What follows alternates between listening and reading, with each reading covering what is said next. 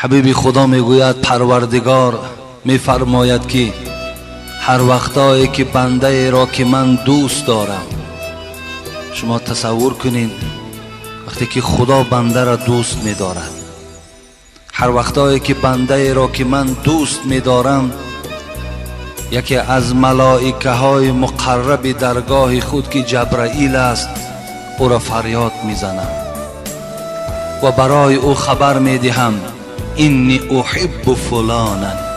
ای جبرائیل آگاه باش که من فلانی را دوست می‌دارم. پس تو هم وظیفت همین است که باید که این بنده را که من دوست می‌دارم تو نیز باید دوست داری. پس جبرائیل این انسان دوست می‌دارد. بعد از این جبرائیل در اهل آسمان که این روایت مسلم است، به اهل آسمان که این ملائکه ها هست فریاد میزند ای ملائکه هایی که عدد شما نامعلوم است، یقین دانین که پروردگار فلانی را دوست می‌دارد. وظیفه همه شما همین است که شما نیز این بنده را دوست دارید.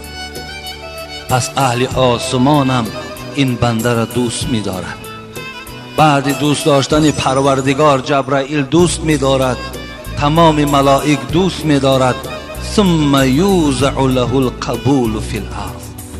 حبیب خدا گفتن پروردگار بعد اینکه اهل آسمان این بنده را دوست داشتند، باز محبت این بنده را در دل آدم‌های نیک و آدم‌های پاک دامن خداوند در روی زمینم نصیب می‌کند که حتی روی زمینم این بنده را دوست می‌دارد.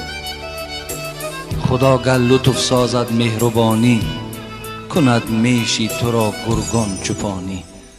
حضرت مولوی میگوید اگر خدا با شرطی که تو را دوست دارد، یقین دان که این گوییم که گرگ که دشمن گاو است، دشمن گوسفند است، زمان خدا اگر تو را دوست دارد، انا همین گرگ مال و گاو و گوسفند تو را پاسبانی میکند.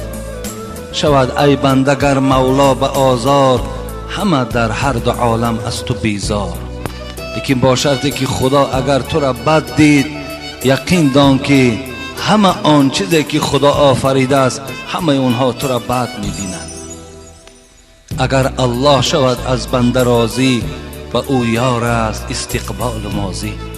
لیکن با شرط خدا اگر کسی را که دوست داشت، هم زمان حاضرش هم زمان آیندهش همش حضرت گفتن نیک هستند. گذر از دشمنان گردامنی دوست، بگیری مغز را فارغ شو از پوست.